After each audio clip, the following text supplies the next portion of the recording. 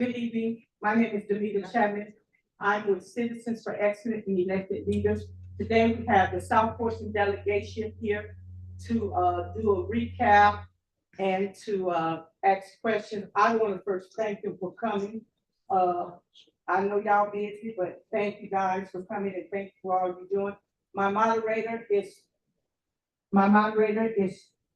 Pastor J.B. Flint. My second moderator is Miss Kathy Adams. I'm going to do a little housekeeping before I do. I want to thank the man of this house, Pastor Chris, for allowing me to be here in this house. Then after I thank that man, I'm going to thank the man of my house, my backbone that's been just doing everything today for me. Thank you. And then I'm going to do a little housekeeping rules. All phones on silent. Again, this is Citizen for Excellence and Elected Leaders. We're going to change up a little bit. I'm going to give each representative and senator 5 minutes. And this is what I want you guys to do. And I need you to stick to the script. If you don't stick to the script, I'm going to mute your mic. I want everybody's name, the committee that you represent, the district. And then I'm going to turn it over to my moderators and they're going to ask the questions. What I'm going to say, this form that we're doing is a positive form. So when I pick up the cards, if it's anybody that's going to beat up on my gas, I'm letting you know now, your card will not be read. What I want from my representatives and senators, I don't want to hear nothing bad that happened under the gold dome. I want everything to be positive because this is our leadership. And it starts with them. First of all, it starts with me. But again, thank you. I'm going to go with first Representative Debra Bazemore. Thank you. Oh, I am on, I'm live. And I just want to say good evening to everybody and thank you so much, Mrs. Damita Chatman, for all the work you do, have done, and are doing this evening, for the invitation. You and your team, appreciate you so much. You do extraordinary work and we appreciate the invitation. I am State Representative Debra Bazemore, and I am the creator and chair of the City of South Fulton Delegation down at your house, the Gold Dome. And I currently sit on 5 different committees. My committees are Economic Development and Tourism, Governmental Affairs, Human Relations and Aging, Natural Resources and Environment, and Small Business Development. I'm also the co-chair of Mental Health Caucus, the vice chair of Fulton County Delegation, and the regional vice chair of the National Black Caucus for State Legislatures. And I will now turn it over to, since my colleague is on my right, and then we can go somewhere coming, and we can start with Representative Lydia Glaize. Good evening. It's a pleasure to be with you this evening. Thank you for coming out. It's been my pleasure to serve at the Gold Dome, and this is my second session and third year. My district is House District 67, which is inclusive of Union City, Fairburn, Palmetto, Sharpsburg, and Newnan, and part of District 4 in the city of South Fulton. And so as I come to you today, I actually am honored that I continue to sit on education and higher ed, which is 53% of the budget. This year I had the pleasure of sitting out as well on appropriations. And in appropriations, I sit on human services. So that's the resource part of the budget that literally goes to young people, old people, and everybody in between. So they asked us just to give that information, but I also am the education chair for the Fulton County Delegation. I'm vice president, one of the vice presidents for the Working Family Caucus, a member of the Women's Caucus. And again, it's a pleasure to be before you this evening.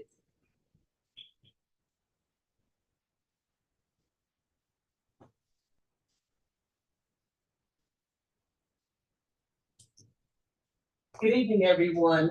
If you know anything about Atlanta traffic, and I'm coming from downtown, I always get in the car and I say, you know what? Why didn't somebody do something about this traffic? And then I have to look in the mirror and say that. So I'm State Representative Kim Schofield. I represent District 63. That includes parts of East Point College Park, Hateville, City of South Fulton, Union City. I serve on the Health Committee, Labor and Industries, Creative Arts, which means I protect the film industry. I'm the Secretary of Urban Affairs, and that's basically who I am. So I'm sure we'll talk a little bit later tonight. Great to be here with you this evening.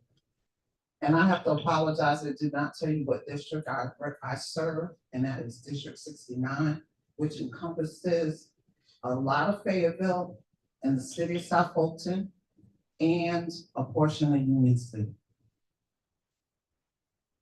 Good evening, I'm State Representative Shelia Jones. I represent District 60, which covers all portions of Cobb County and Fulton County. In Cobb County, I have most of the Vinings area, which includes Vinings Village, Cumberland Mall, Galleria, and the Performing Arts Center. In Fulton County, I have the northwest portion of Buckhead. I have the neighborhoods of Bolton, Whittier Mill Village, Collier Heights, Adamsville, and we go down to Cascade Road into the city of South Fulton. And I have the border of Atlanta and Sandy Springs. The committees I serve on are the Appropriations Committee, Transportation. I serve on the Health Committee, Juvenile Justice. They changed the name to Justice Juvenile, I think. And I serve as the secretary of that committee and secretary of the Women's Caucus. And I am one of the deputy whips in the House.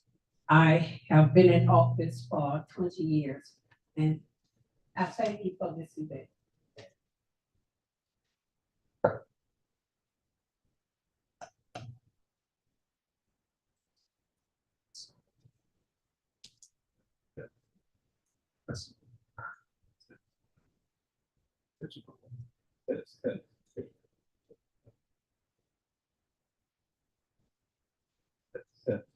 You guys hear me? Yes. Okay, good.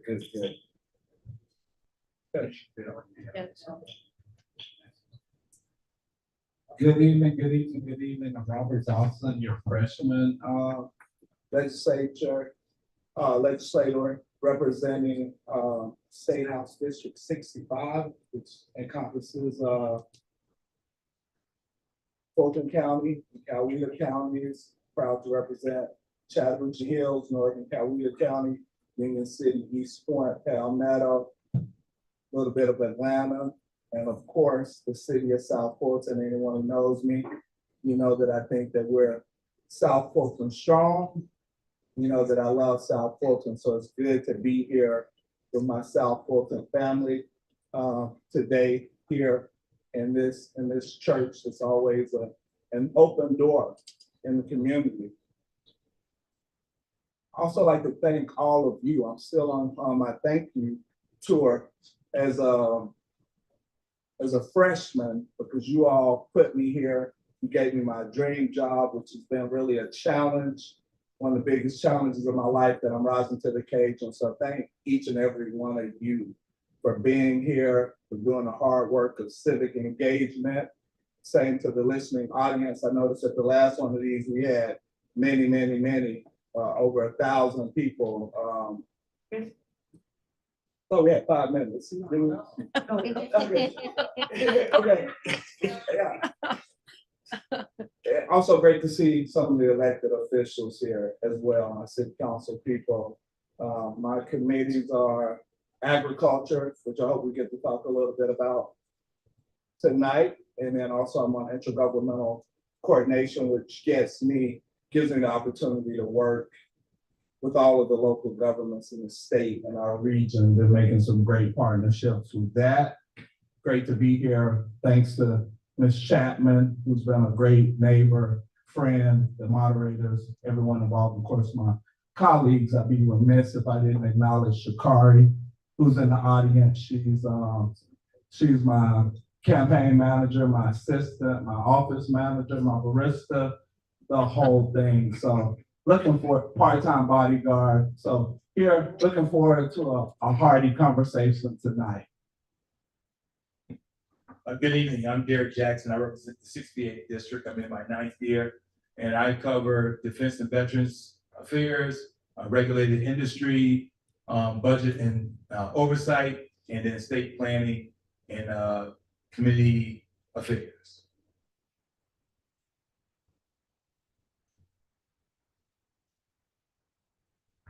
Thank you guys so much for obeying. I'm going to say again, please, we got to stick to the script. I don't want to go off track because we on other folks' time producing. So I'm going to turn it over to the moderator now, and we're going to go from there. But I'm asking, please, just stick to the program. I believe in protocol.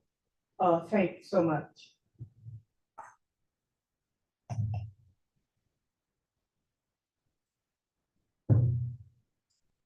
Greetings, everyone. My name is Kathy Adams, and I'm one of the moderators for this evening.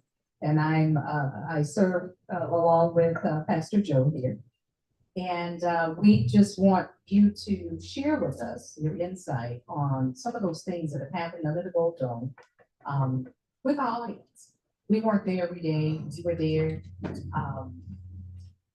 We understand jotting down some notes, your leaders, your secretaries, your vice chairs, and you serve in a number of different capacities, but you have one vote across the state.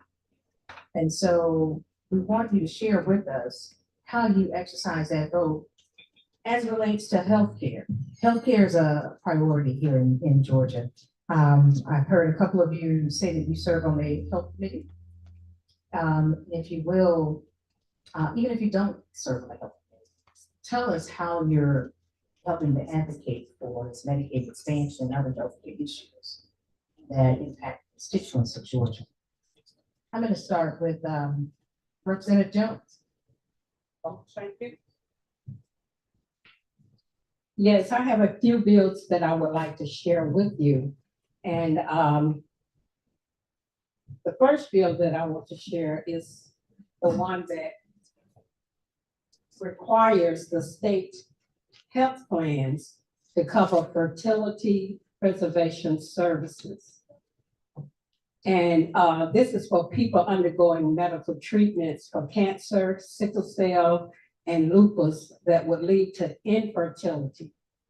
And these services include procedures like freezing eggs, sperm, and embryos. This is to help individuals have children in the future.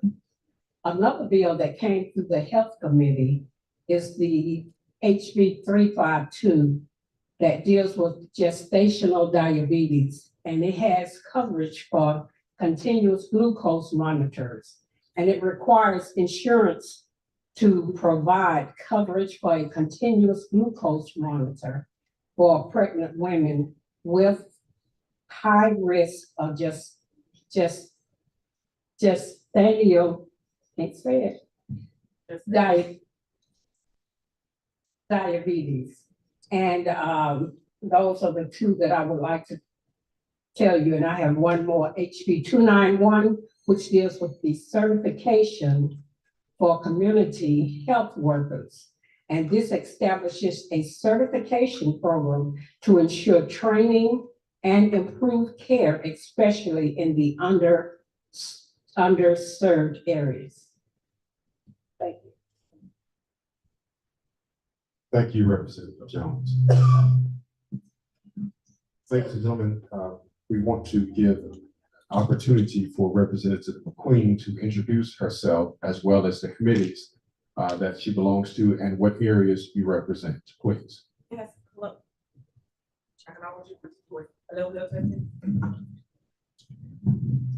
Sorry, hi.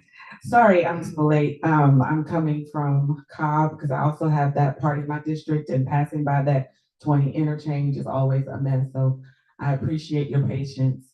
Allow me to join with you. Thank you for this offering. It is so good to see my colleagues and sign die.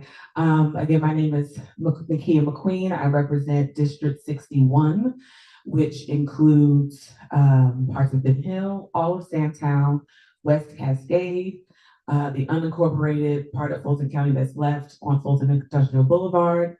And then I end in Smyrna Vining, so that's South Atlanta Road, Paces Ferry, Home Depot, Vining Jubilee area. This was my first session. And so I serve on the Code Revision Committee, fun stuff, Special Rules, and Creative Arts and Entertainment. It's good to be here with you all. Thank you so much. So, again, this is Rep. Schofield. The question that was on the table was about Medicaid expansion. And we do know that, of course, every session we go down there wanting and hoping and pushing to fully expand Medicaid. And every year, the pushback that we receive is because Governor Kemp has decided that his way, the Georgia pathway, is the vehicle for health care. And we already know the numbers that it does not work and that more people are still uninsured. And yet we will continue to fight. So we're looking at other interventions, but until we can change the governorship, then we're not going to see the needle on that. Now, we did have some successful wins in terms of things that were put in the budget for maternal mortality and mental health, especially was funded on many levels through many vehicles, whether it be school and other things in the healthcare space, but fully expanding Medicaid is not on the table at this point. And we know that as things are changing rapidly on the federal level with healthcare needs, we just need to stay plugged in and keep moving forward. I just want to add to the Medicaid expansion piece, just to give you all the gravity of why it's so important for Georgia to expand Medicaid. Every year we do not pass Medicaid expansion in Georgia. That's $7.2 billion. That's $7.2 billion. Let me say it again. $7.2 billion we're leaving on the table. Meanwhile, 67 counties do not have a pediatrician. 82 counties do not have an OBGYN. 12 counties do not have a doctor at all. So when you think about where Georgia is and why we're ranked, depending on who you're speaking to, we're ranked either 48 or 49 when it comes to women's health in Georgia. We're ranked number 35 and 36 when it comes to children's health in Georgia. And so, you know, Representative Schofield is exactly right. Pathways is not working. The governor said 2 years ago that he should have 150,000 people on pathways. To date, he only has 6,200. And we've already spent $87 million of taxpayer dollars for 6,200 people. Since COVID, we have nearly 780,000 Georgians with little to no health care. And so the longer we keep this football down the field or kick this can down the curb, this healthcare problem is going to be a greater challenge for Georgia. Thank you so very much. And let me take this time. I apologize for not introducing myself. I'm Joe Flynn, Pastor Flynn, and I am here glad to serve with my colleague, Kathy Adams. Let me ask this question of you all, and I will leave it open. I'll actually ask this question, Representative Bazemore, if you will start, but this is open for everyone. Well, can we finish up the health? We have a few more. Sure, if you have one. Yeah. So for appropriations in the area of human resources, we put in a little over $1 million to help our seniors who are living in homes and need the respite care. So in that committee, we were able to put that in. We also put in $3.4 million of 150 now comp waivers. And if I had not been sitting on that committee, those waivers would not have been in because the Senate had 0, the governor had 0. And so I at least got 3.4 million. They help our students who have disabilities. And not only when they leave high school, those comp waivers are able to help them as they move forward. Some of them are able to work and get skills and become employed. Those comp waivers help with the type of care that they need to get to and from and in their training.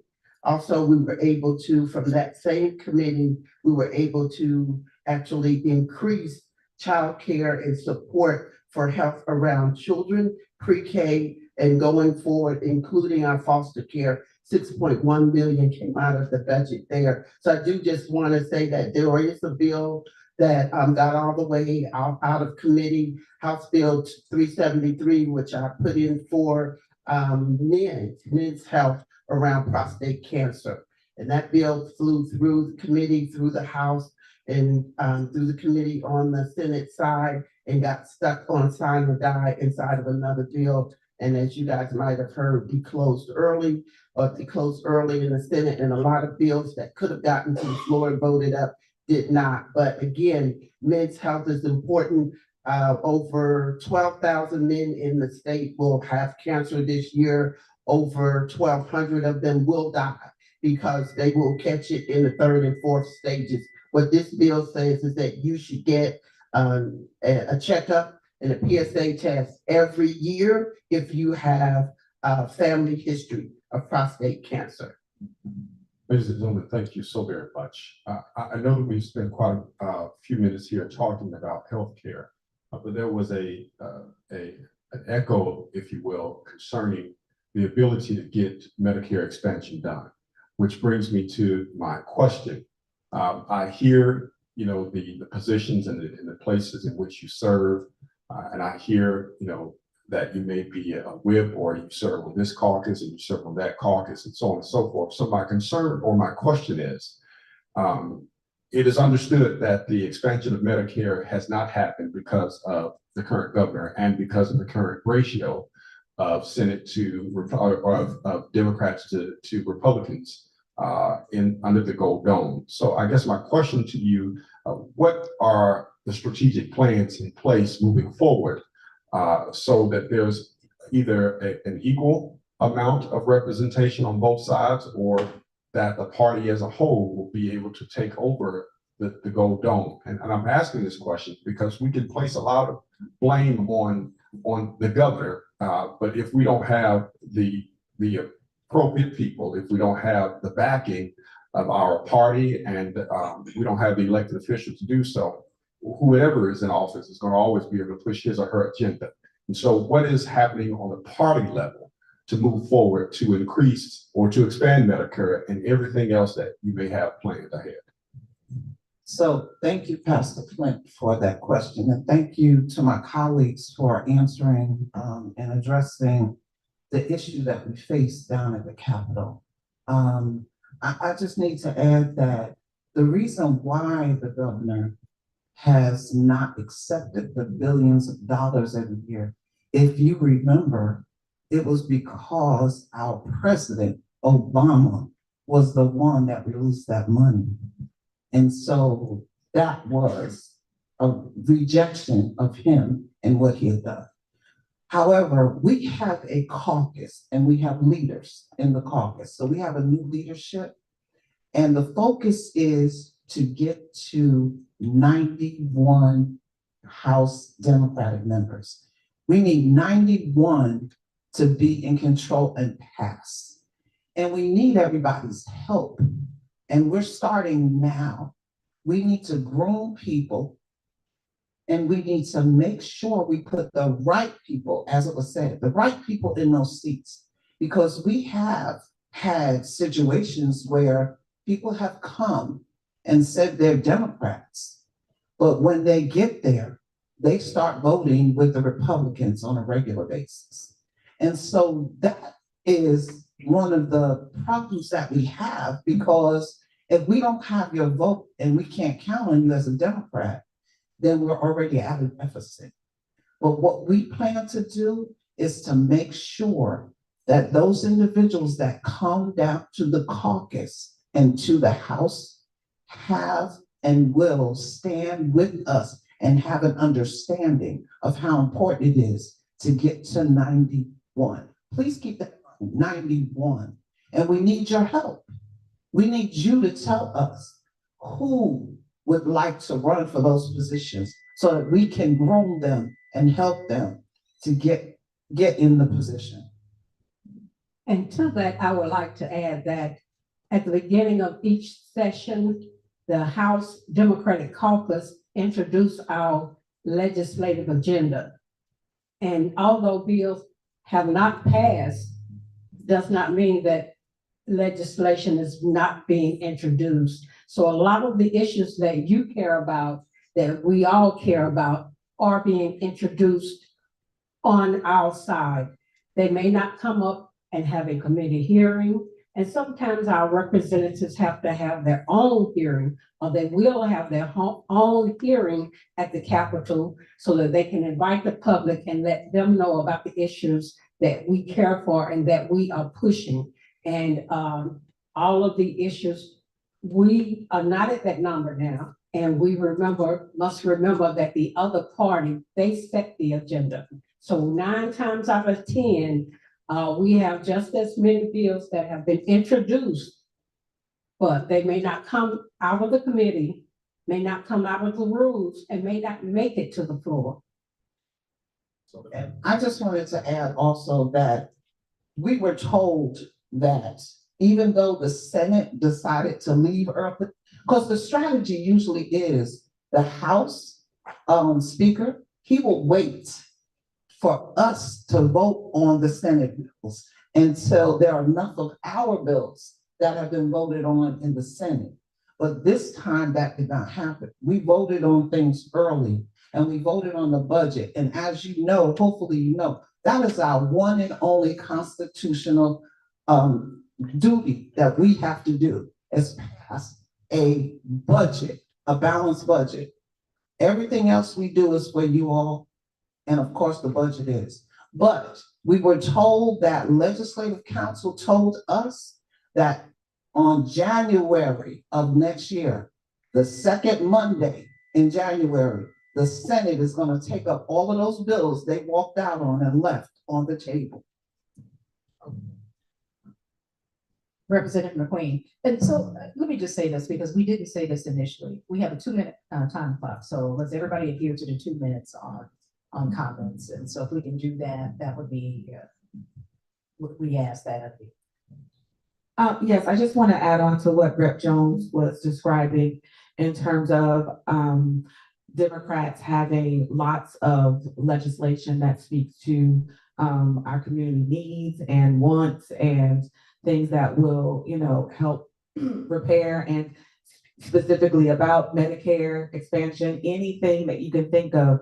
There are 80 duly elected Democrats in the caucus under the Gold Dome. However, by the time Signing Day came, there were less than 30 bills that had made it to the House floor. So what does that have to do with you? How can you help? So when you are paying attention to what your legislator is doing, so whoever my constituents are and going on down the line, or if you want to follow topics that you're interested in or specific legislation that you know about, the best course of action that you can take, the best action item that we need from you is to find where that piece of legislation, where that bill has been assigned to which committee, and reach out to those committee members and ask for a vote hearing, not just to be heard in committee, but be heard and voted on, right? Because there's no way that we can get to the other parts of the process if we can't even be heard in committee. And that's the playing of politics versus the policy making that we have to deal with, and that doesn't come across to our constituents as in terms of what's going on behind the scenes. So in order for you to help us, one of the best things that you can do is follow your representative, follow an area of interest, or follow specific legislation. find where that legislation has been committed to, which committee, and reach out to every single one of those committee members, specifically those of the Republican Party, because they have the say. Each committee chair has a say of which bills come for a hearing. And if we don't get heard, then we can't move through the process. So that's definitely an immediate action item that our constituents can take and help us with. So I don't know about many of you in the room, but I can tell you, if I wasn't a legislator, I would be tired of hearing the same story. I see some of you laughing, so you know what I'm talking about. You know, one of the things that I know, you know, the odds are stacked against us, but we've got to do better with the strategy and execution. Each year we decide on voting on bills and passing bills for them when they completely ignore the needs of our constituents. They limited us to dropping and filing 10 bills per session, and I can count the number of people in the room and know that we got more than 10 issues here per person. But we didn't fight, we didn't leverage. So one of the things that I do ask you to do is to show up at the Capitol, still remain engaged, but put the pressure on the legislators to start using our voices and our ways in a better area, our tactics in better areas. We're not strategizing, we're not leveraging, and we're not executing them. I understand they may tie our hands, but guess what? They didn't tie our mouths or our feet. And as long as we have push buttons, we can stop voting their bills in and start standing on the principles of what our people need. So Thank you. I'm sorry, I do want to shift. I don't want to spend all of the majority of even talking about healthcare. We have a lot of issues in Georgia regarding healthcare because it dovetails into mental health and those other issues as well. But I want to pivot and I want to talk a little bit about education because that's most important. You know, and there's a lot that's going on under the Gold Dome. I know you had a lot of arm wrestles with regards to education in Georgia. I'm going to tap into my freshman here because we haven't heard from him this evening, Representative Dawson. What's your position on education under the Gold Dome? We got 2-minute response, please.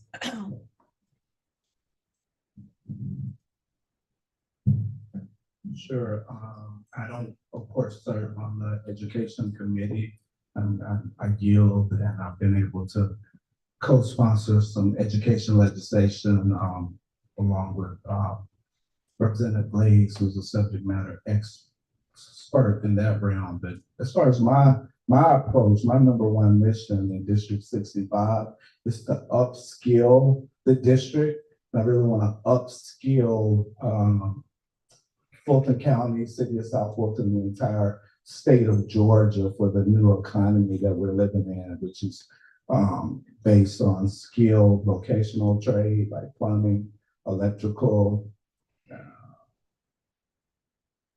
construction, and then also some of the STEM. Me personally, I'm a cybersecurity expert. I've been able to build a good career and a good business doing that. I want all our children to have that experience. So I've been meeting with a lot of the workforce development individuals in the community, lobbyists, and nonprofit organizations. I say one of the best things about being under the Gold Dome is you meet so many brilliant people in so many domains. Of course, there's a lot of big egos under the Gold Dome, a lot of sharp elbows, but what keeps me charged and going every day is that I meet with these brilliant public advocates and activists, people out in the community. So I've been partnering with them to bring jobs, workforce development, right? And to match every student with the opportunities that are out there.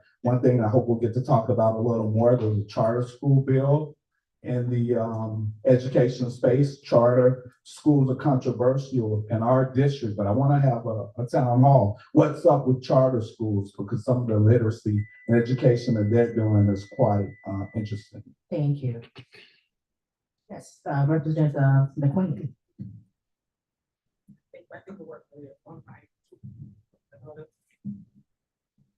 Hi, so definitely my wheelhouse. I also do not serve on the education committee. I would love to, but I'm a 23-year veteran math teacher. And so education from all prospective student, parent, teacher, is something that is near and dear to my heart and mind. So there's a lot of things, and I'm sure Brett Glaize is going to tell us even more specifically because she does serve on that committee. But a couple of things that come to mind when I think about education in Georgia. Number one is how we fund it. Right now, it's funded by literally the number of bodies in the building in terms of what opportunities we can actually afford students and fund our schools in that way. And so I personally am really looking at finance and how we can really be innovative and revolutionary around the way we fund our schools, which would lead to much better student outcomes because students will be getting what they need and be financed to get what they need. For me, I'm definitely, we can't talk about student outcome without talking about teachers.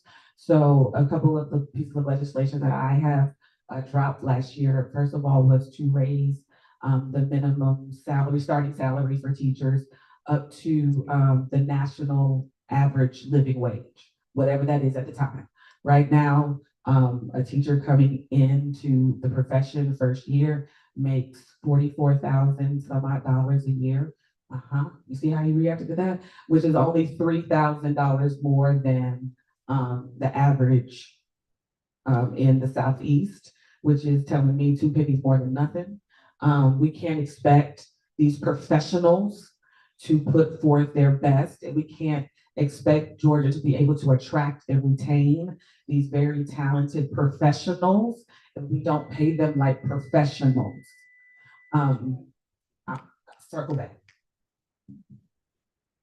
So thank you. As I sit on education K through 12 and higher ed, every bill that comes through for the entire state, I'm sitting there. I'm sitting there and I'm speaking up and I'm actually adding to even bad bills and making them better. But I want to give you just an overall perspective of what happened in the House. So number one this year was school safety, and that was because of the Appalachia shootings. And so the first thing we did is had an omnibus bill, 90 pages that centered around school safety. One of the bills I dropped in there was to increase the number of, or to decrease the number of students to student counselors.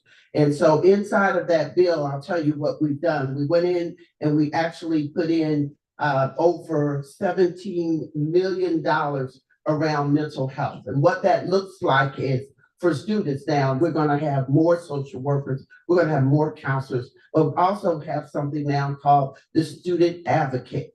And so that student advocate is going to work for that student who's having mental health issues and other resource issues. So we've got that money in the budget to literally move along our kids around mental health. Not only did we do that around mental health, but we actually, for the first time, I've been dropping this particular bill since I got there. That's to increase the QBE, which is the funding formula for K through 12. And we wanted to add a poverty rate on there of 1.75.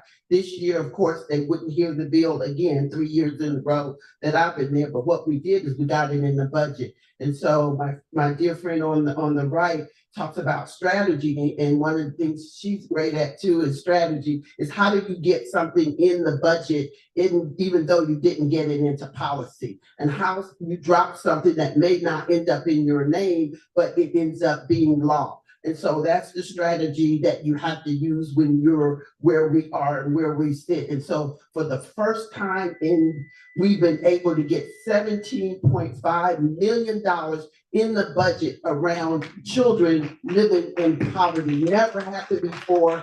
We fought and we got it in the budget. We couldn't get the policy, but it just because you don't get the policy don't mean you don't get to eat at the table. Thank you so we so were much, able to do that. Representative Thank you. Glaize. I appreciate you. Thank you. And I don't mean to cut you all off, but again, we want to be able to move forward. I want to continue on this education piece, but I want to move to the vouchers. Apparently, there are about 400,000 students in the state of Georgia who are eligible for the $6,500 voucher.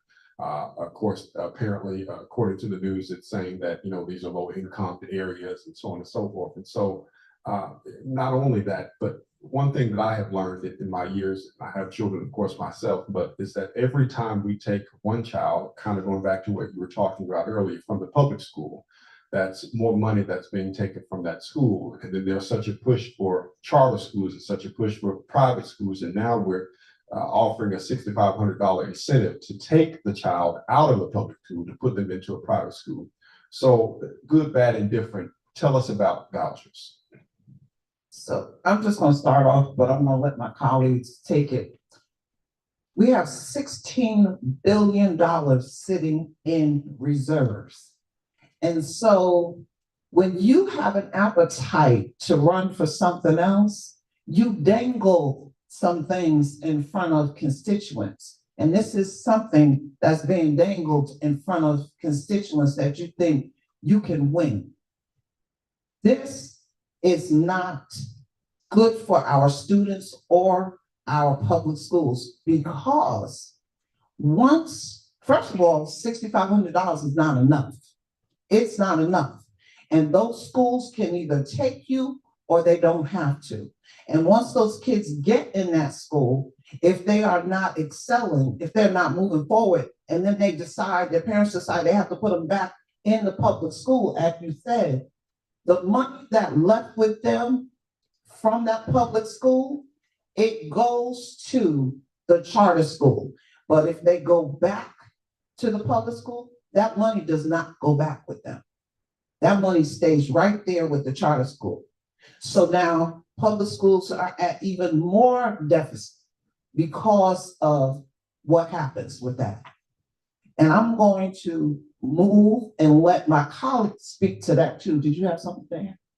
Okay. So, vouchers take 1% of public school money every year. That's for this year, it was 141 million that they're going to put in the program for vouchers. And as you guys know, they already have a list of schools that are not meeting the grade. And 5 of them sit on, 4 elementary schools sit on our side of town, 5 middle schools sit on our side of town, and 1 high school, right? So that's Fulton County being on the list. It's 9 of them. So on the other side of that, I asked Dr. Looney, who came to my office to visit twice, what shall you do about our schools that are not meeting the grade? Because there's a heads and a tail. I absolutely agree that we are taking away, but I also know that what are we doing? I've been in this fight in South Fulton for 35 years. I remember when we had the graduation rate of 62 to 70%. And we have to also own that we need to hold our education system accountable for those schools on this side who are not meeting the grade. And that was before they took away the 1%. We got to hold them accountable. And I want us to do that because we can do better than what we're doing. And the money hasn't gone yet, right? And we've had an influx of money since the assessments went up, $71 to $77 million in Fulton County schools. For last year, it'll be the same this year, and next year, it'll be another. And so I want to say, yes, we're right. Don't take away from public schools, give more, but also hold our public schools' feet to the fire. 9 schools on this side of town. If we're not sending kids to middle school and they are already achieving, and then they come out and they achieve at high school, what's the problem in the middle? What's the problem in the middle? So many thoughts. So yes, vouchers back. And so if we're having the conversation about, I just believe that public schools are the bedrocks of our community, and we have to do all that we can to put our money and our feet and our voices where our mouths is. So if we say that we support public schools, I don't know if it's so much keeping our public schools' feet to the fire as it is about being strategic and relentless about what we fight for in order to make sure that they're in the best position possible to help students out with their best outcomes.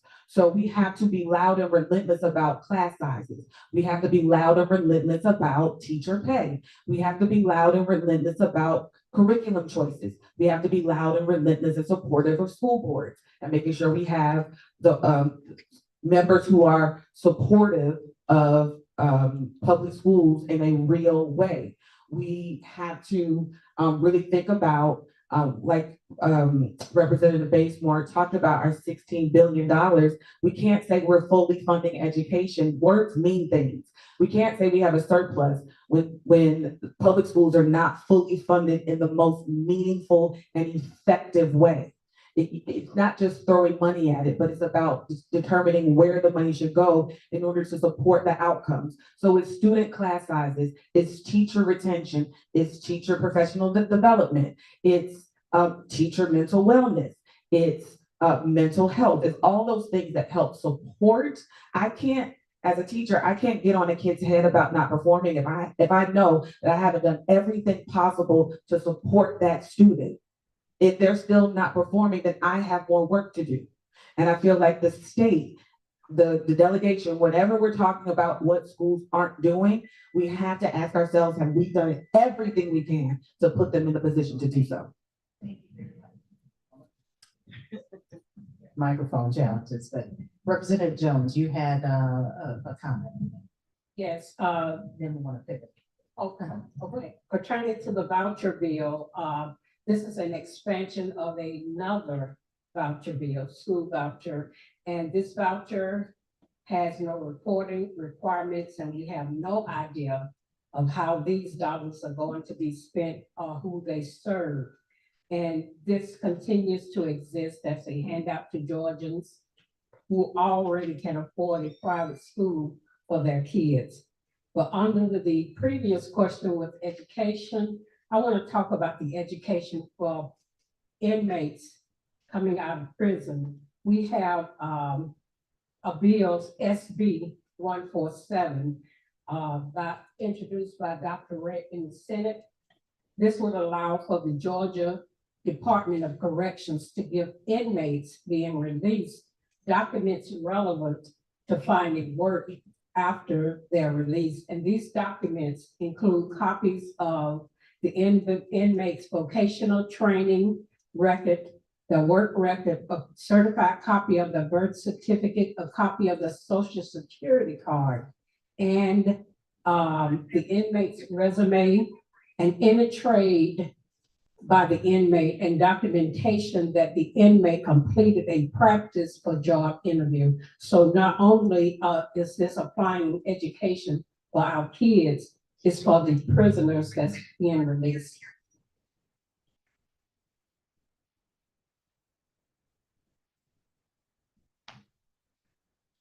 Okay, thank you so very much, ladies and gentlemen, for your input concerning education. We're going to pivot because I know that we can stay there and on healthcare forever. But I have a question to you concerning updates. Representatives and Senate, how do you update your constituents when the information that's taking place down at the Gold Dome? Are you having regular town hall meetings? Are you sending out newsletters? What is it that you're doing to ensure that your constituents are up to date on the things that are being done down at the Gold Dome? Thank you for that question, and I believe that all of us up here, we do have newsletters, and we do reach out and we give out information. Now, actually, I give out my cell phone number, and thank God my constituents have faith in me that I don't get a number of calls, but they know that I'm available if they need me. And also, most of you would know that Representative Roger Bruce has retired. And before he retired, he was doing Under the Gold Dome on a regular basis. And I was one of his regular individuals that was on the show with him. And so after he retired, I decided to keep this going because this is now Under the Gold Dome 2.0. And this is about the issues that we are facing down at the Capitol, things that happen. And I bring on different representatives and then specialists from the community to have a say on whatever the topic, subject matter is. And some of my colleagues here will be asked to sit and have that conversation. And then I publicize that information. It has been on my Facebook page and it's soon to go on YouTube. So you can see it and watch it. And one of the things that I hope you're going to ask about is tort reform, because I thought our colleague, the attorney, was going to be here, and she's also the chair, but she's not. And I think that's important for everybody to understand what that's about.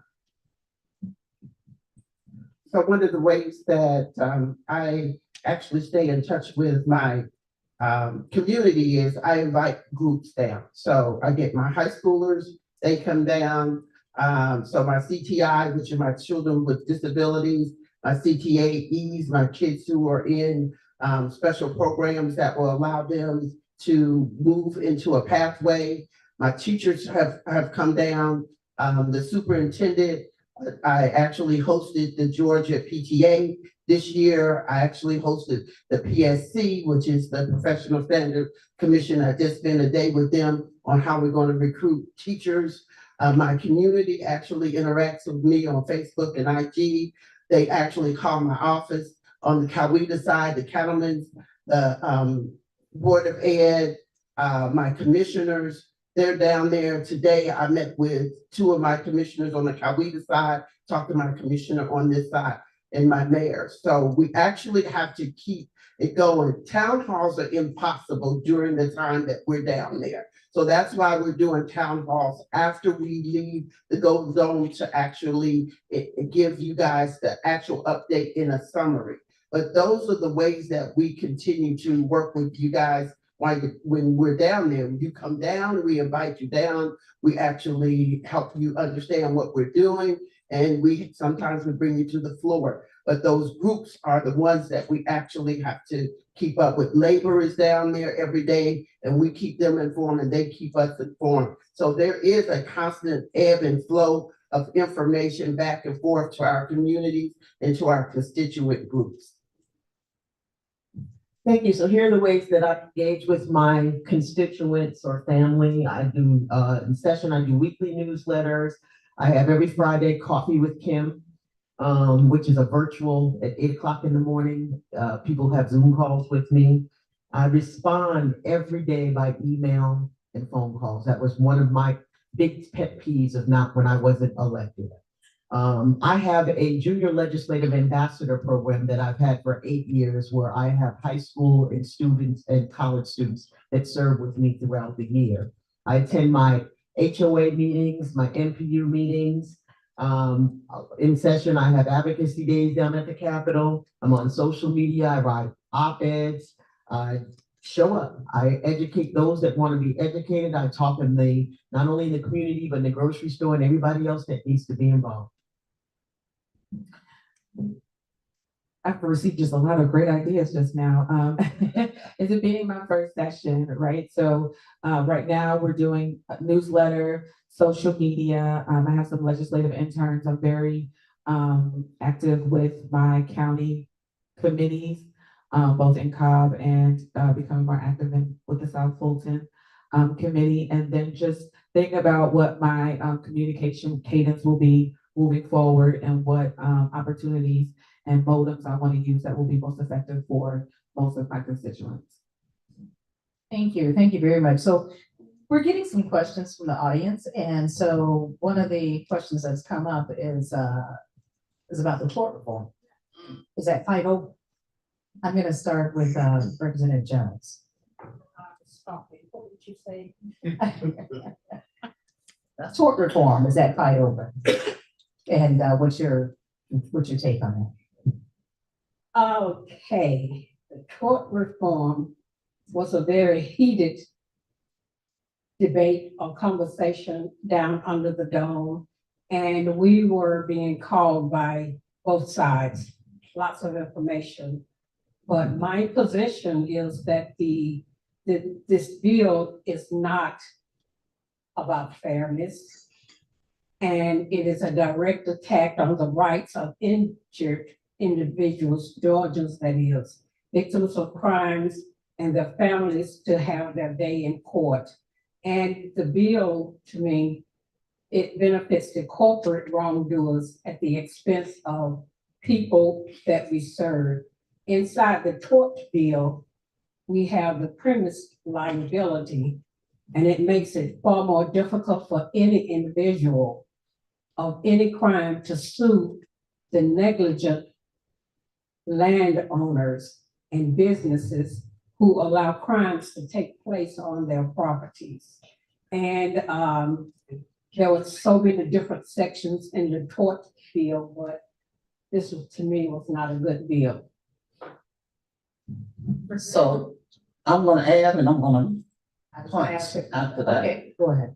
Cause that was what I asked about. I was very, we had a trying time with that bill, but they have created an issue that now there's bifurcation when you have to go to court.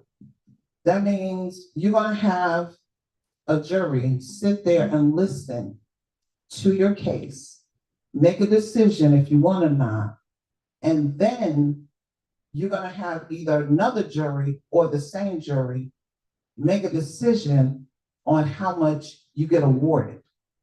So it's gonna be at two different times. And sometimes if you have a brand new jury, they haven't heard all the facts. So they're not gonna really give you what you deserve for your injuries. And it's going to back up our system big time. And I'm gonna let my colleague expound on it more. Yeah, so Senate Bill 68, the tort reform, and I appreciate the question, is an ugly bill. This bill was not for the citizens of Georgia. As it was already stated by Representative Bazemore, she just highlighted one of the 8 sections. There were 8 sections. All 8 of these sections were bad. Not one of these sections going to have any impact on your insurance premiums. 20 years ago, Georgia did a tort reform and the same thing happened, right? Your insurance premiums will not go down, ladies and gentlemen. You've been sold a bad bill of goods. This is where the insurance companies made a deal with the governor, period, end of story. And when you go before the court, you have an injury and a remedy. That's it. And so the injury typically, based on the last 248 years, our jury system, those 12 men and women sitting in that jury box are listening to the injury. And then by the time at the end of the case, they're gonna come up with a remedy, right? One of the things that they said that Georgia, what was happening in Georgia was false. I was about to say something else, but we're in church. But they call it a nuclear verdict.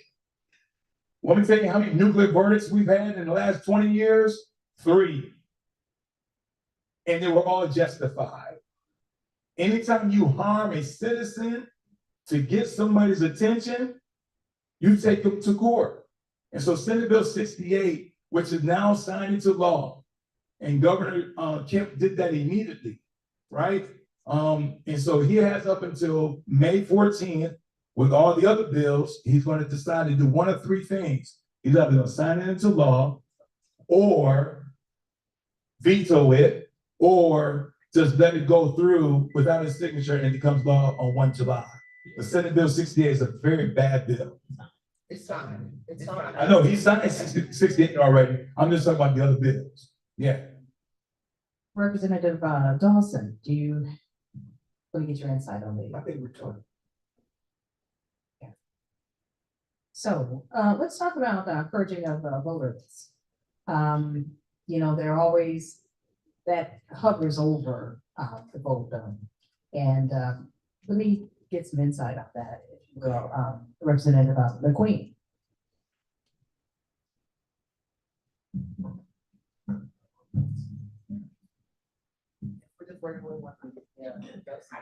I can always use my teacher voice, but, so voter purging, awful, right? So in my opinion, here's where the community really can come together and move the tide forward. Because it's about making sure that we're still on it, right? As we fight the legislation, whether it be on the state level or in our county levels, we have to make sure that we are doing our part. But as a community, make sure that, every 2 weeks, make sure that, especially around election time, make sure that your name is still on the roster. Make sure that when you log in, that your information is still there, and encourage your circle of influence to do the same. Because we don't know if you're wiped off if we're not checking, right? So the same way we check our bank account, the same way we, balance our budget, this is something that we have to check in on, right? We have to make sure that we're still there. We have to also use our voices. We also have to advocate, and we have to make sure that we're working on sniffing out any legislation that smells bad. Also, paying attention to your local and state board of elections. So when we talk about local elections and how all politics is local, these are the kind of seats in elections that we really need to be paying attention to. That board of elections is a big deal, and they can really be the maker or breaker of things like this happening locally and statewide.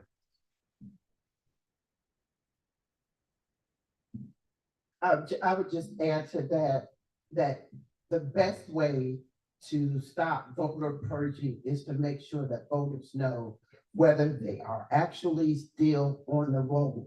And so one of the things that churches can do, community groups can do, and you can do is to ensure you're still on the roll, number one, and then to come back behind and use the QR code, use your Fulton County, I see Aaron back there, but I don't go anywhere without this.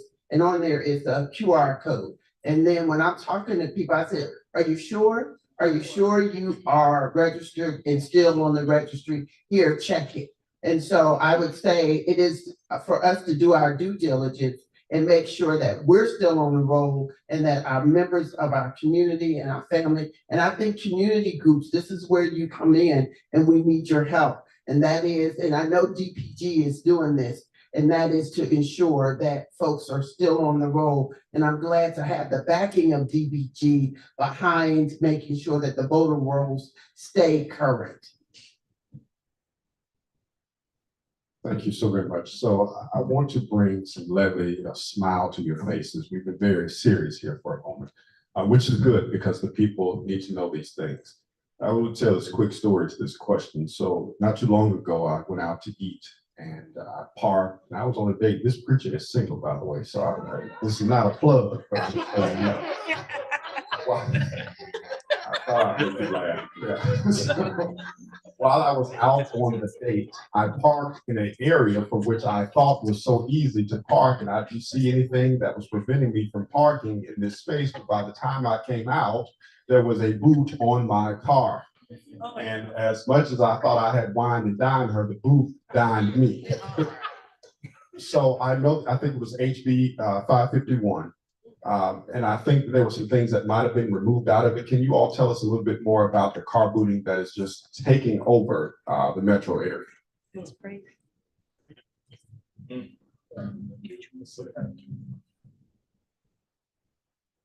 House Bill 551, the anti-booting bill, it allows for local jurisdiction to authorize car booting. And even if they do so, the property owners must display notice that trespassing vehicles may be booted or removed. And this protects the vehicle owners. The bill is supposed to protect the vehicle owners while also allowing for local control. Yeah, I think Representative Jones is exactly right. The part, Pastor Flint, that I have the issue with the boot is the amount of dollars, right? I mean, that's right? Because I mean, it's one thing to say that your vehicle is illegally parked after the meter expired, right? Because that's what 9 times out of 10. So I think there should be a grace period, right? That's incorporated in here. 30 to 45-minute grace period, because the movie may not have ended while, you was, wrapping up your date, right? So there should be a grace period in there to say that those who just waiting in their vehicle and they're right there to the second, and as soon as that thing hits 0, they put 2 boots on your car. I just think that's wrong. I think that's appalling. That's number one. Number two, you should not be charging citizens $150. $150 to remove the boot, right? So that's the second issue I have with the booty. And then third, but not least, I think there needs to be a standardization though, because there are 537 cities in Georgia. And so if any city wants to see this booty as a revenue generator, they can exploit House Bill 551, right? And so I just think there are some things that we should do under the Gold Dome, so that way we don't have more hurt and harm to our citizens when they're out on a date and their time expired, and now you got $150 waiting for you.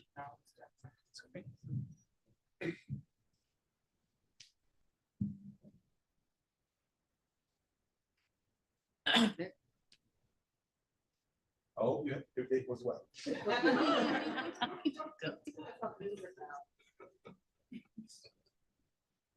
Okay, let's talk about schools on cameras. We have one right out here, right outside the driveway, at the top of the hill to the right. And there was the House bill with regards to that. Representative Dawson, you want to tell us a little bit about that?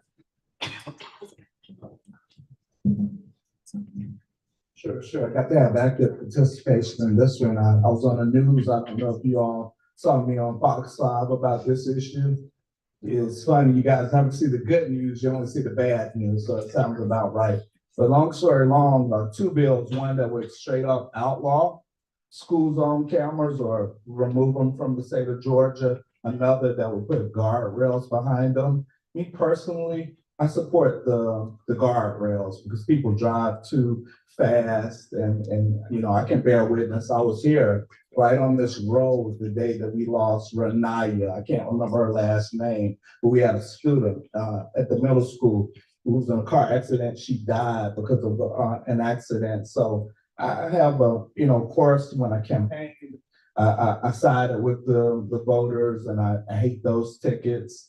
Seems like I'm getting them from new municipalities. I've gotten them before, but on this particular bill, I sided with keeping them and applying some guardrails. Neither bills moved, so we'll revisit this again next year. But anything that we can do to protect the students and safety of the students, I'm for. So I personally supported that.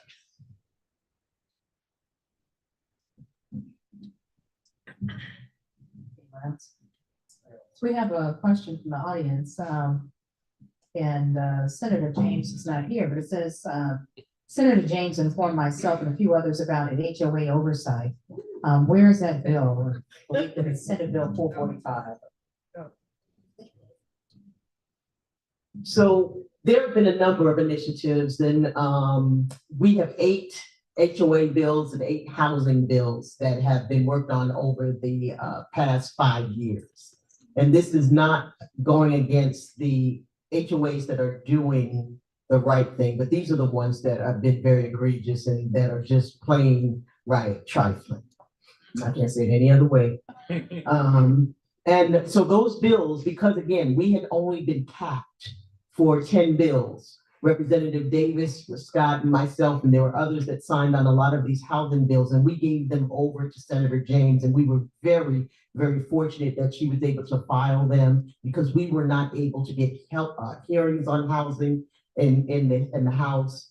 So these bills have not were passed. She did get some hearings, but this is a 2-year cycle. So those bills will be resubmitted. Now, the Senate didn't have a cap on the number of bills they can file. We hear you on HOAs. We hear you on these housing problems and issues, and I can assure you that the House and the Senate, this is priority for our members to make sure that we are shutting down all of these illegal practices that these HOAs have been doing. It's not an easy task. It's not an overnight fix, but we will continue to work on that bill. That bill did not move this session, but they will see it again and again and again and again. So I'm putting my teacher hat on, because I want to make sure that there's, you're picking up what we're putting down. Because I'm hearing a pattern. When we're saying, and let me ask you something, Rep. Schofield, when you say it does not move, what exactly does that mean? So it means that the bill either did not get a hearing and a vote, or it got a hearing, and it got a vote, but it got all the way to the next chamber, or could get to rules, and it still wasn't brought to the floor. All that's intentional, because you do have a lot of legislators down there that own property and are actually in bed with those sides. So there's no financial solution for them to pass these housing bills. But again, we won't let up on this, because there are too many people that are dealing and struggling with these HOA bills. Thank you. And so I asked that because it circles back to the point I was making about making sure that you're reaching out to the representatives that sit on these committees that these bills are being assigned to, so that we can get them moving, right? That is a direct action that our constituents can take to help us make sure that there's like 5 steps before a bill even gets to the floor, right? And so one of those steps is making it through committee and then making it to rules. And if there's pressure from constituents, and spread the word. If you know that there are people around, if you have friends around the state, not just in your districts, who have these concerns and are interested in these issues and want to support these bills, because not only do our votes affect the people who voted for us, but they affect the state. And so it's very good that we, reach to our community and extend our community to have our voices heard about what we want to be heard, what policies, what legislation do we actually want our legislators and under the gold dome to be paying attention to and really be listening to. Because a lot of stuff that gets passed, most of it by, the other party, it's really not moving the needle in terms of what we actually need.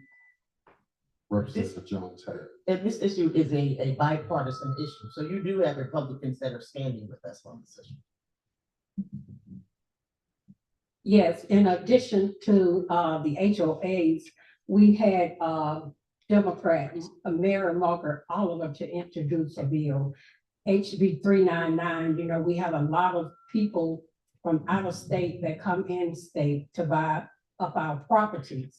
And so her bill requires in-state landlord communications.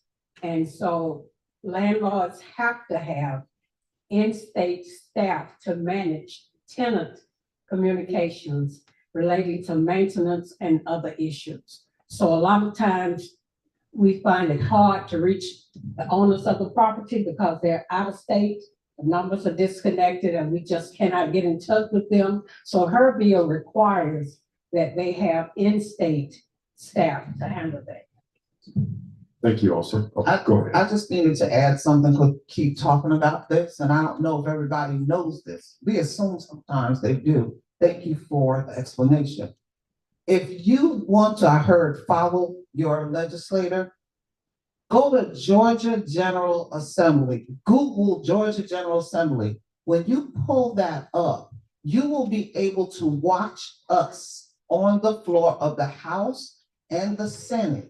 You will know in real time what we're working on, what's going on, how the vote is going. And then you'll also know where those bills that you're concerned about, those issues, where they're being assigned to.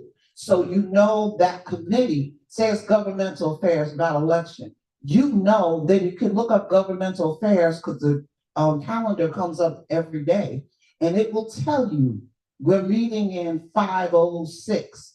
Room 506 in CLOB. So if you can, come down there. If you can't, it's usually broadcasted also. So please, if you can't make it, we know we have lives, y'all have to work, but you can stay connected in that way. Pass that word on. Let people know that they can watch us. And if you have a concern about something, you can make it there by emails. How many of us have had hundreds of emails come in about a day because of an issue that people have gotten together and decided they wanted us to vote one way or the other. I was holding my phone trying to do some work. Those emails were popping up. I mean, back to back to back to back. And I mean, it was said, contact those individuals on those committees, contact the governor, and Representative Jackson will give you the phone number. Contact the governor, contact the speaker and the lieutenant governor when you see there's an issue. Thank you so very much. Ladies and gentlemen, the question from the audience kind of goes back to earlier about voter purging. And so the question is asked, can we be notified legally? Can there be a law or a bill passed that would allow us to know in advance if we're being purged from the voter roll? They do notify you. They will Can you- notify I you. was about to say, can you please expound upon that? So you will receive something in the mail, and a lot of times, you know, we get so much mail, we may overlook it. And that's why we continue, and I see Councilwoman shaking her head, yes, both councilwomen, because we may overlook it and think it's just junk mail or advertisement or something, but please read everything you get that has to do with voting, because we need every vote. I'm not telling you how to vote, I'm telling you we need every vote to be counted and you to stay on the rolls, please.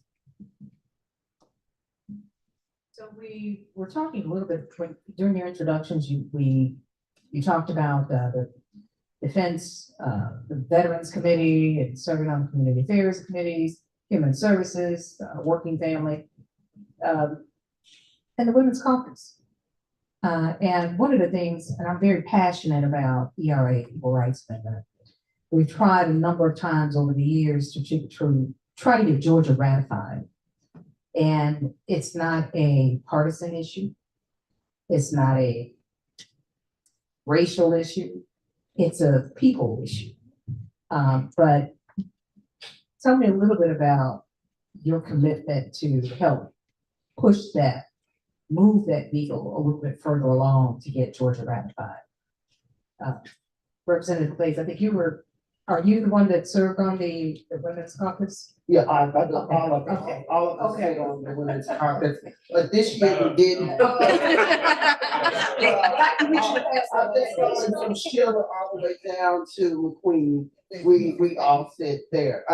But I'll tell you, this year we did have a hearing and we had a media advisory. We did have on the floor, we recognized it. We will not get that passed based on the number of folks that we have voting on that bill. So we did what they call an urgent resolution, and it didn't even get heard. So some of the times when you know for sure there's something that needs to be lifted up in the public, you can do a couple of things. You can have your own hearing, you can have your own media advisory, you can have your advocacy day, you can have it recognized on the floor where many of us come to the floor and recognize ERA, and most of us were standing down there, more women and our men were standing with us. So we will continue to do that. Lisa Campbell, who's a representative right in Cobb County, has been forward with that particular part of the legislation. And we need parity. I don't know if we'll get it before we reach 91. We do need 91. We are 11 away from having 91 votes to be able to do anything in the House that is Democratic. Let me just ask Kathy, because you've been in this for a long time with us. What would you like us to see? What would you like us to do? And we've had a number of representatives over the years. I can tell you for the past 10 plus years to introduce resolutions for Equal Rights Amendment, but there are distractors. So there are other things that the other party will bring up to distract, the legislative body. I'd like someone to work across the aisles. Go get some men to sign on to this. Go get some Caucasian people to sign on to this. Go get some people, other ethnicities to help. I know to help with we've done that this Right. year. And it's just getting those voices and then coming back out to the community and say, hey, this is a bill, this is for everyone. This is not just for women, but this is for everyone. And asking us, leaning on us and ask us to come down there can we help you advocate for the passage of equal rights amendments? And it's just, that's a serious issue across the board. We are just one of those states that's just sitting out there alone that has not been ratified. And I don't know if it's because we're just in that Southern Bible Belt. If that's part of it. I think your point, we have to hear more of the voices down at the Capitol. I ask the question all the time. We will fill up the stairs when it's time to take the photo op, so we can't get them down there for the pictures. For the hearings, we can't get them down there for the press conferences. Listen, the General Assembly is known as the people's house, and you're the people. And the question I've always asked people is, when's the last time you've been home to check on your house? So if you don't know where the bathrooms are at the Capitol, that's the problem. You have to start showing up. We are in the committee meetings, and what happens is when people come down there and they start to fill that room and pack that room with their agenda, then guess what? Voices and people start moving. When we only hear one or two voices, if that many, when we're doing committee hearings, you know what the other side looks at us and says, well, it's not that important to your people. So I challenge you guys to come on down. This ERA should have been ratified a while ago. There is no reason why we cannot pack that Georgia General Assembly when it's time to get these things done. And I would just like to add that the calling call this session was about how Georgia is the best state to do business, and that cannot be true if women are not on parity with men in all spaces, including business, including pay. We cannot claim that. Representative Jones had. You mentioned the women's caucus. One of the issues that we talked about and we had people to come down and speak with us was about maternal mortality. And we had HB 89, House Bill 89, which has been sent to the governor. And this bill aims to improve how Georgia collects information on maternal deaths and provide care for mothers and babies. And it gives the committee more access to patient records, including mental health and pharmacy records. And it will help to make sure that the hospitals and the doctors have the right resources to care for high-risk pregnancies and birth. And all of this together is to help to better understand why mothers pass away during pregnancy or childbirth. Representative Jackson had some comments, and then we'll go to our. Yeah, I appreciate the question around ERA, Ms. Adams, but we have the Equal Pay Act, and it's over 60 years old. And we still do not pay women at the same level that we pay men. We have right now a government that will pick up a citizen and put you on a military lift and send you over to Ecuador. We have a government right now that will arrest a judge, a state court judge, put him in jail.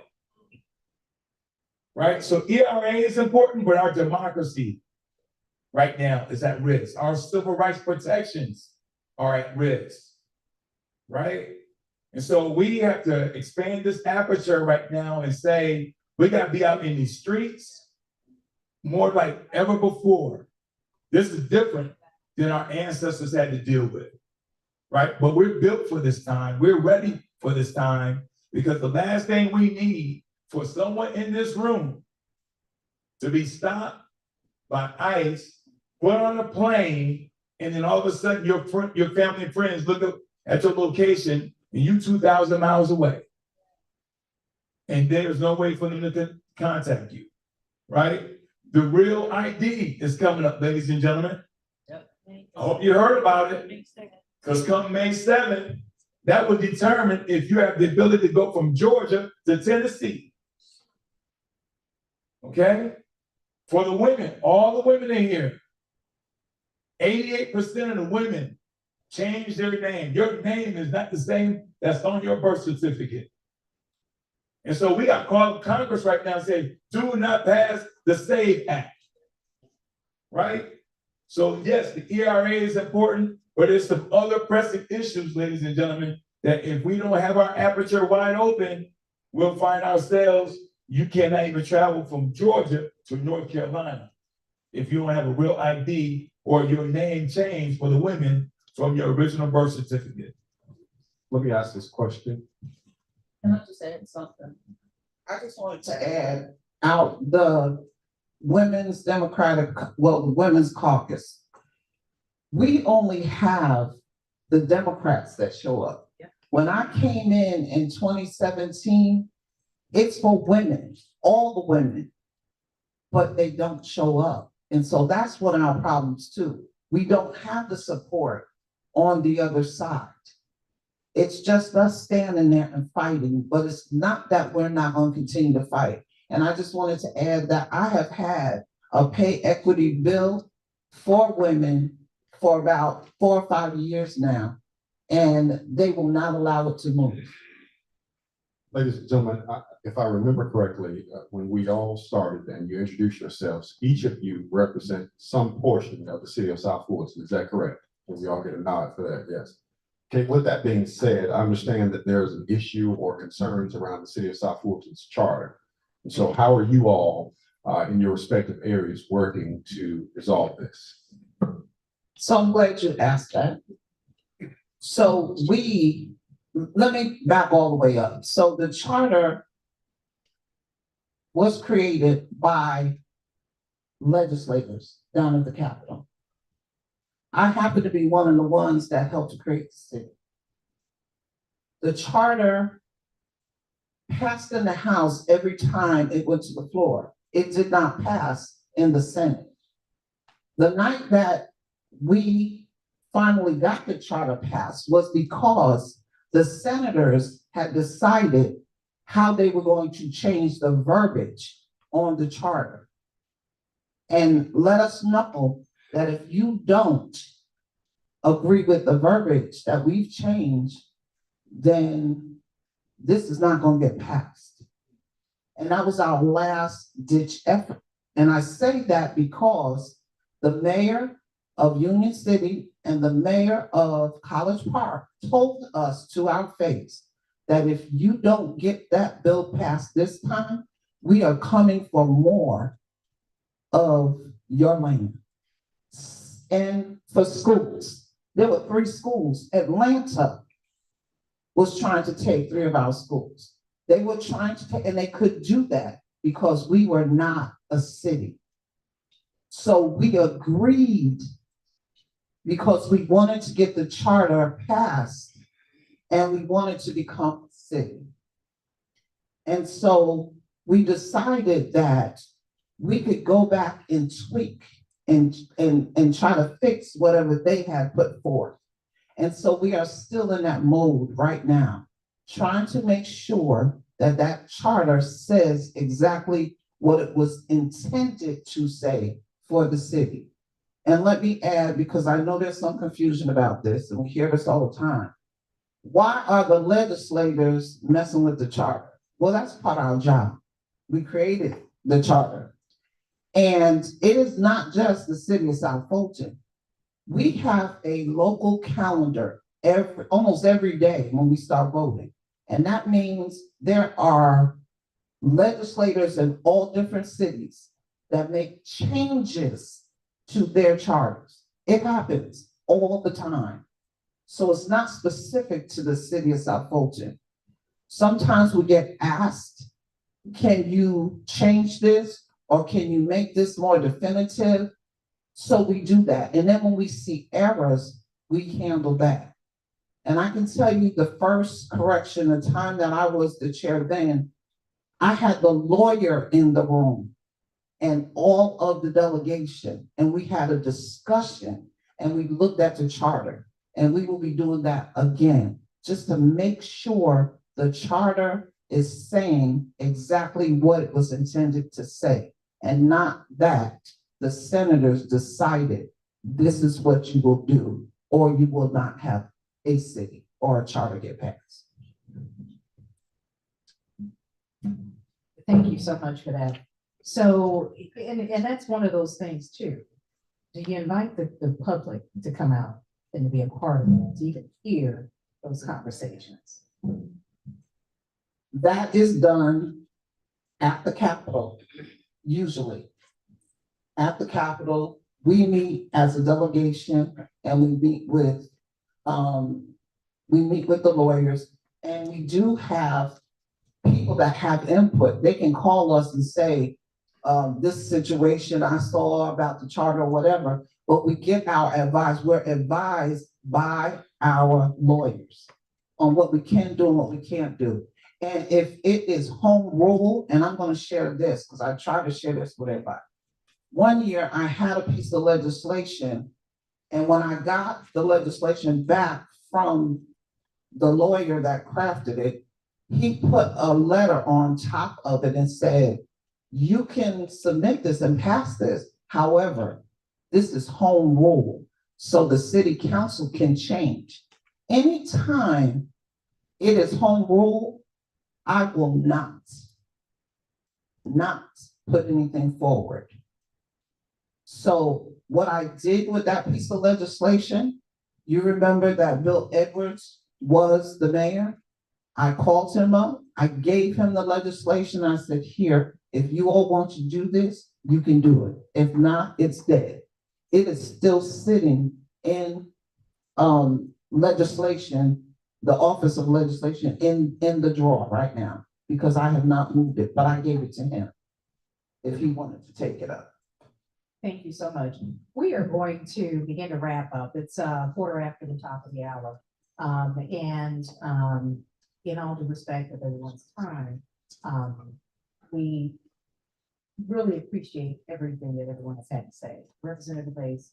We do have one piece of last local legislation that has not been talked about that we passed this year, and that is the exemption, senior exemption for education. So we did pass it in the delegation, and it passed an intergovernmental, and it's will be with the governor, and hopefully it'll pass through. But seniors will get a tax exemption of 25% of their school tax at 65, and then at 70, they will get 50% of the school tax abated. And we expect that that will be signed into law, or will actually go into law. So there is some exemption and tax relief for seniors that are coming in the realm of an exemption in the 2027. Thank you so much. Our host has a couple of questions that she'd like to ask. Yes, I got a couple of questions, and can't nobody ask them like me, so I'm gonna ask them the way I like that. Representative Glaize, thank you for that. Is that let me ask you, is that the bill that Jan Jones? That is the bill that Jan Jones put forth. It is the bill she started. It's not her bill. We actually put information in that bill.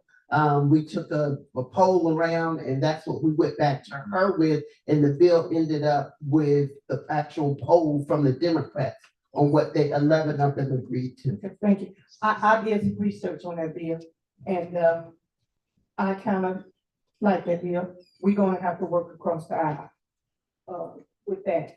Let me say this, it's such people get confused about our city and our charter. And people send me messages saying that we can go back into Atlanta, and I have to tell them that we were never in Atlanta.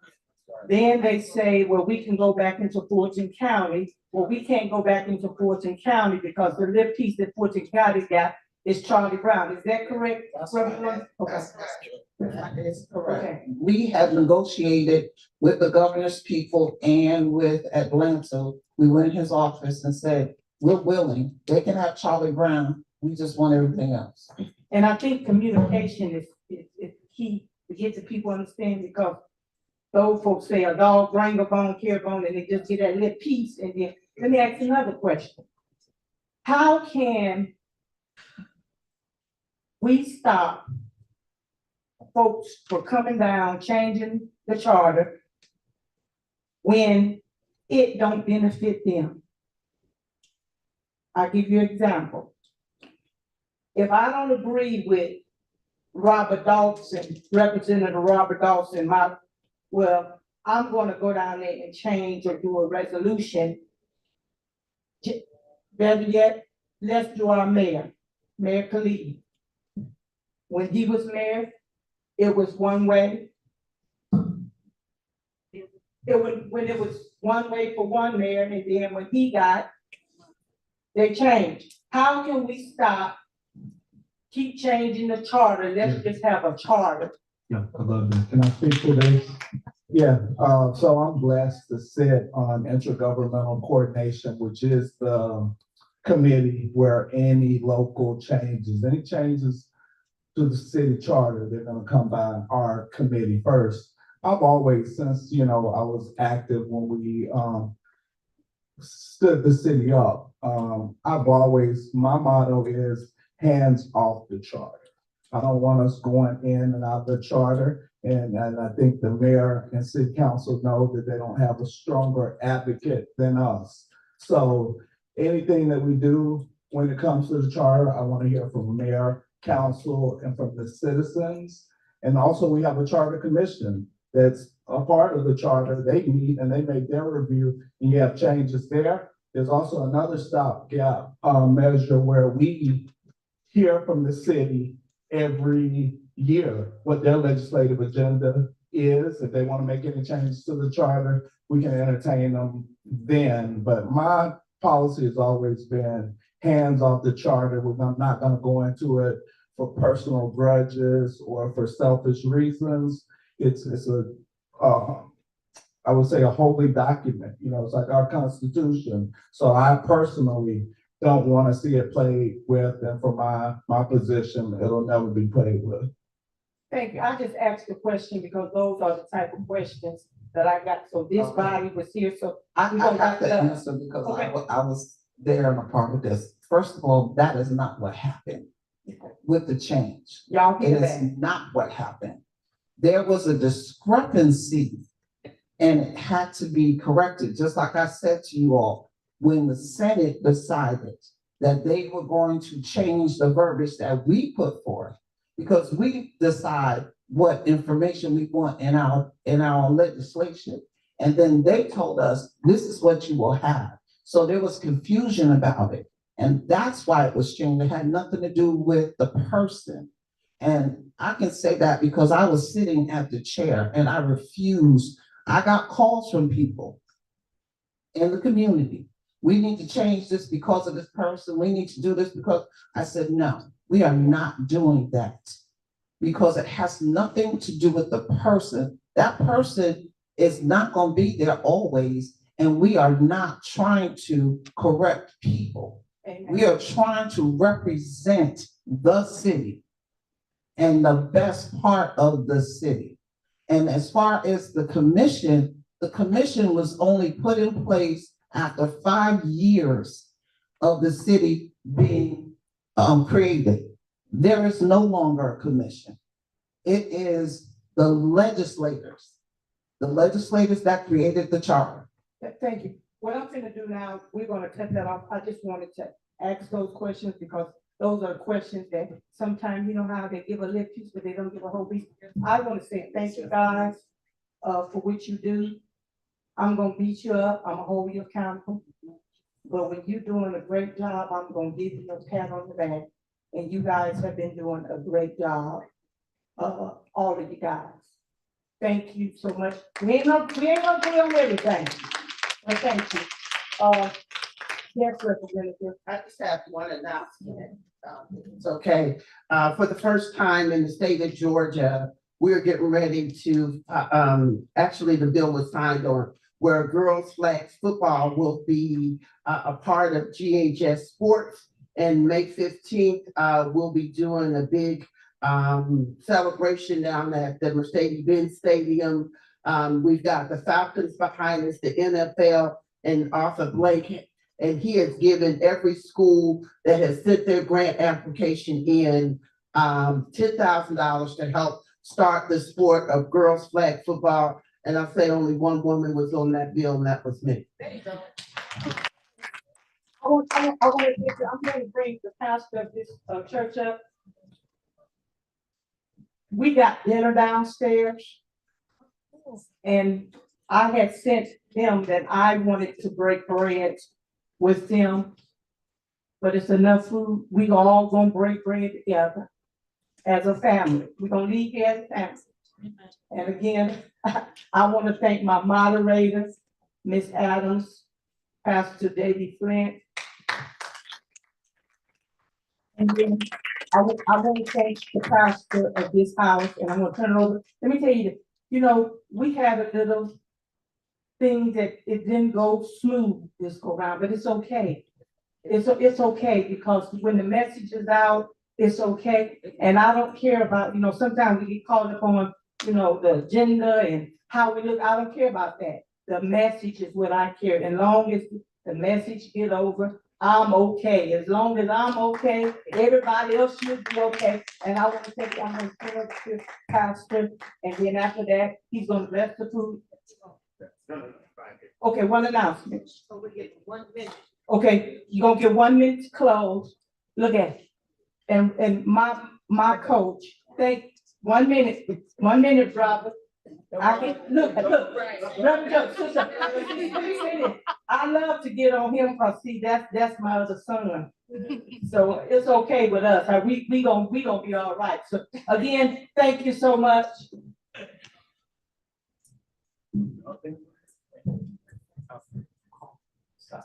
I just want to announce that I was asked to introduce legislation to do a salary increase, and it passed. The governor signed it last year for the commissioners here in Fulton County.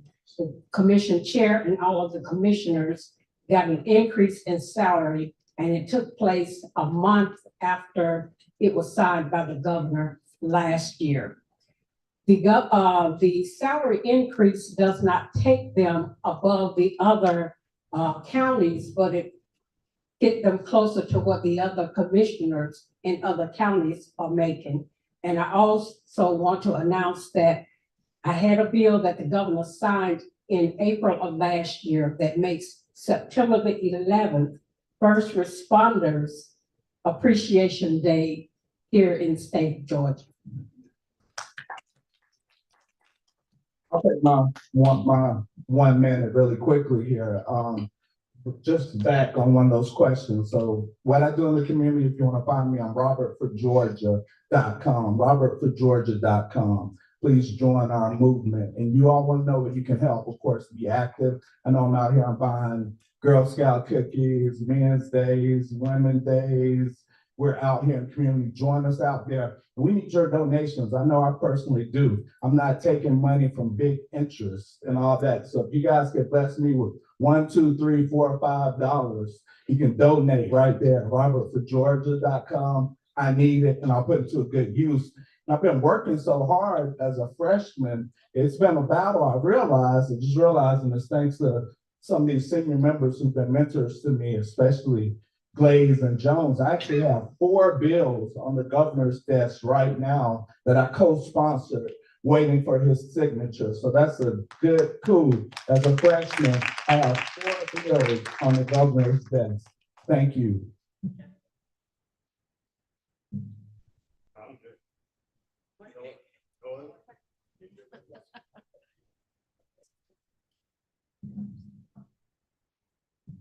Well, I just want to say I'm very grateful for the opportunity to serve.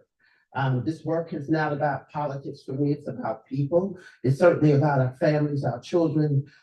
Anytime I get to do the work, it's still the work that I've done from local government. So I'm probably the one who's moved from local government to state government. My platform is still the same. It's YES is youth, and then the S is for seniors, and everything in the middle is what we need to work on: education, economics, and then our environment. So we get to serve in 2 counties, Fulton County and Coweta County, and my counties are totally different and their needs are different. And so you have to vote your county and you have to vote your people. And I'm blessed to be a part of South Fulton, and I'm honored to serve you. Thank you. I got my. Okay.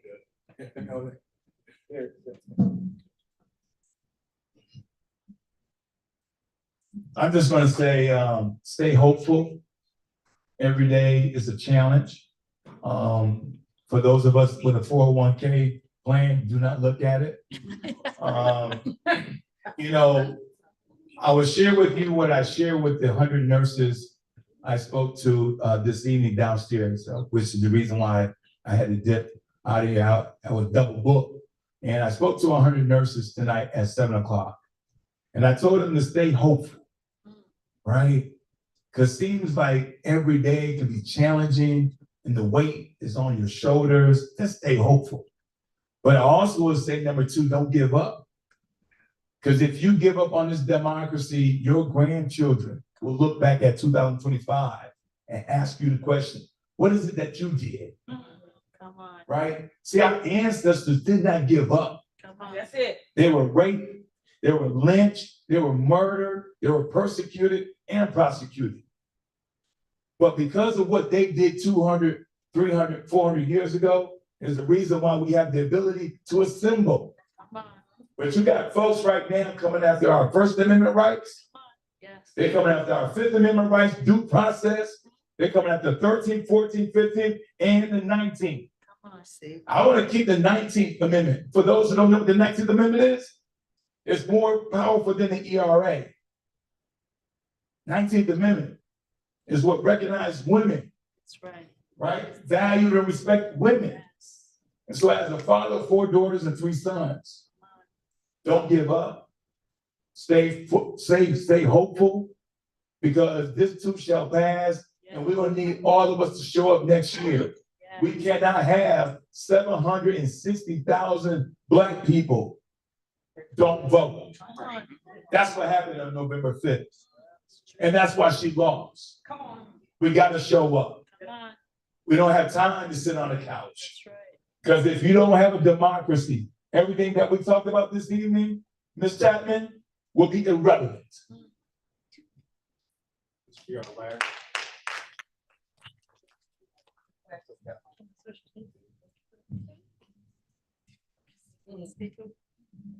I don't know if you heard me, but at the end of class, you always have homework. So I'm charging you with a couple things.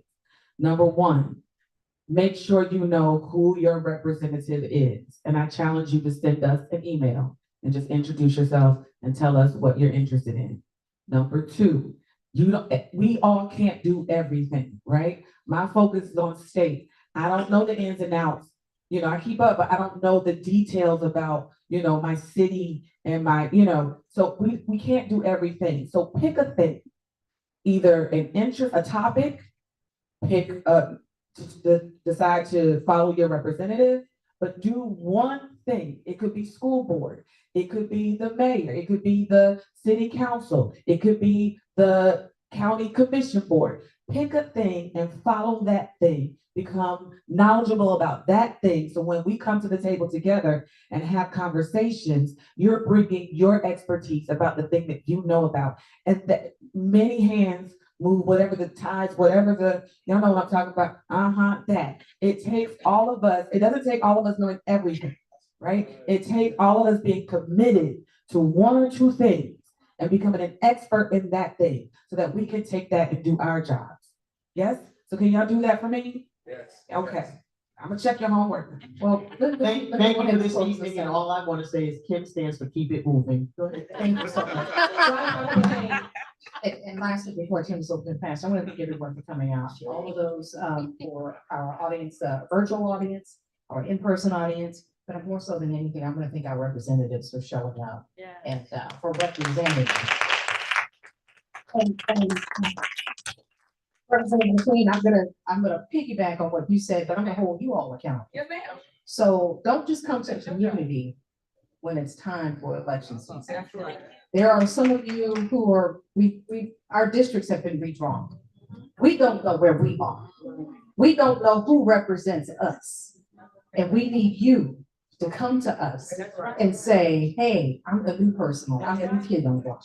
You may not be new under the gold dome, but come to the constituency and say, I represent you now. That's right. I had some that I haven't seen, that I don't even know where their lines are. And it's sad, in the South County, in South County. So, you know, but no. I gotta give you something. Okay. You made a statement. Yes. Go to open states with an S, because you said you don't know. Go to open states, put your address in, find our legislator, and then you'll know. I know the name. I know the name. I don't know the person. No. I don't know the person. When these lines were redrawn, we had new representatives that were put in our districts. Some of you hadn't come to the community yet. So that's why I said, thank you for coming tonight. But you haven't come to the constituency. We've been putting out fires down here in the city of South Fulton. I don't know what's going on elsewhere.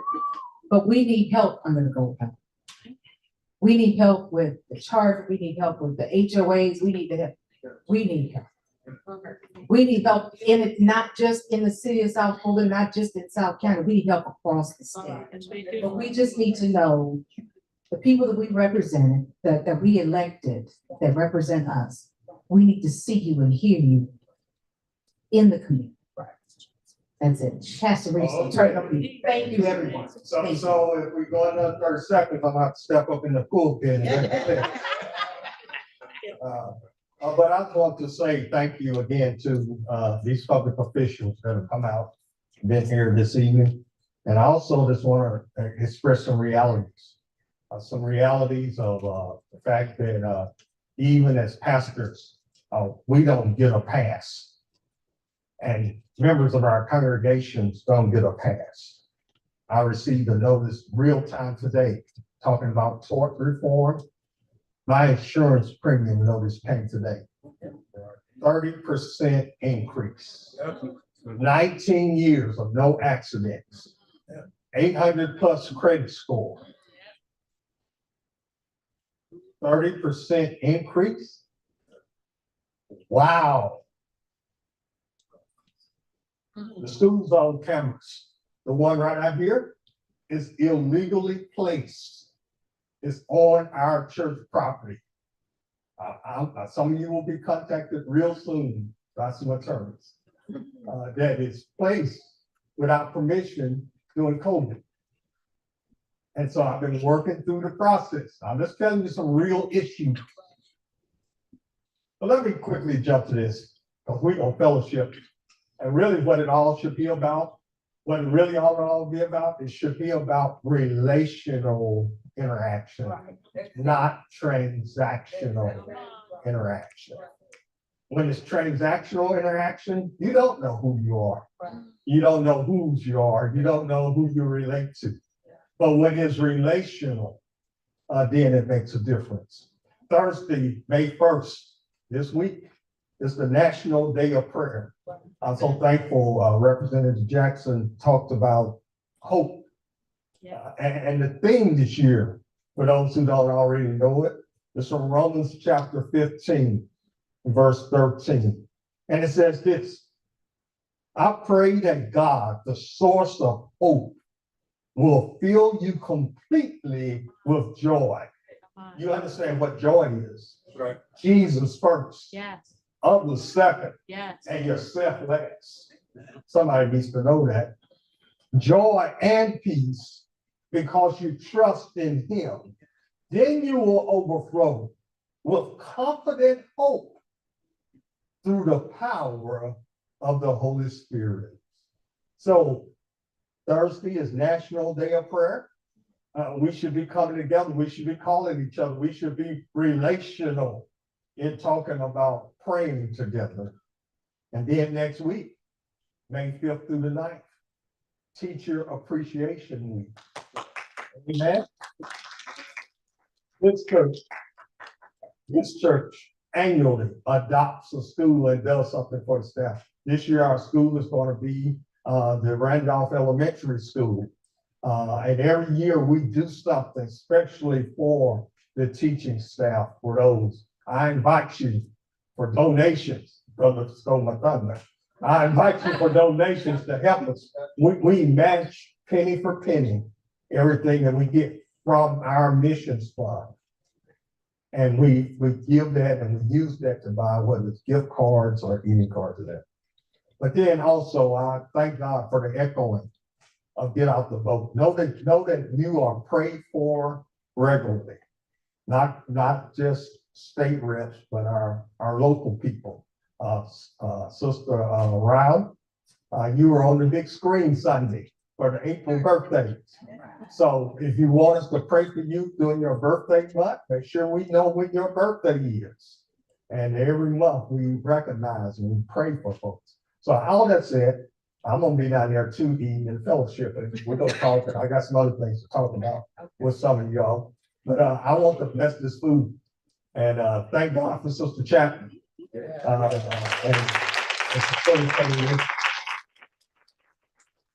Citizens for Excellence and Elected Leaders is one of 12 groups that we partner with.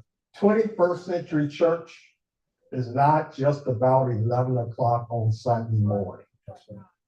And this room ought to be packed out. I know people say, Reverend, your Sunday ought to be packed out, but this room ought to be packed out. All right. So no, I'm gonna stand here over Sister Bazemore, and I'm just gonna pray over all of y'all. Father, we just thank you so much for this evening. We don't take it for granted that we're able to gather here, even under the auspices of freedom in our democracy. Father, we don't take it for granted that we have health and strength together here. We don't take it for granted that we have a right mind to come together and to have these dialogues.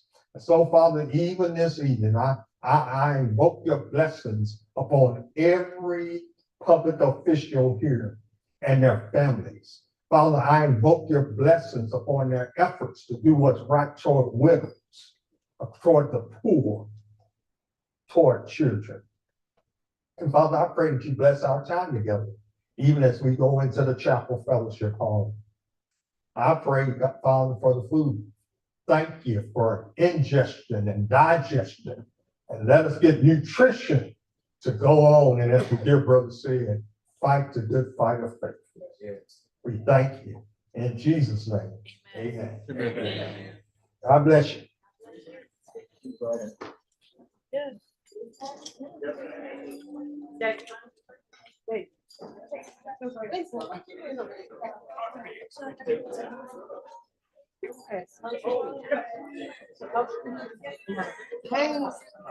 Wow, how you doing?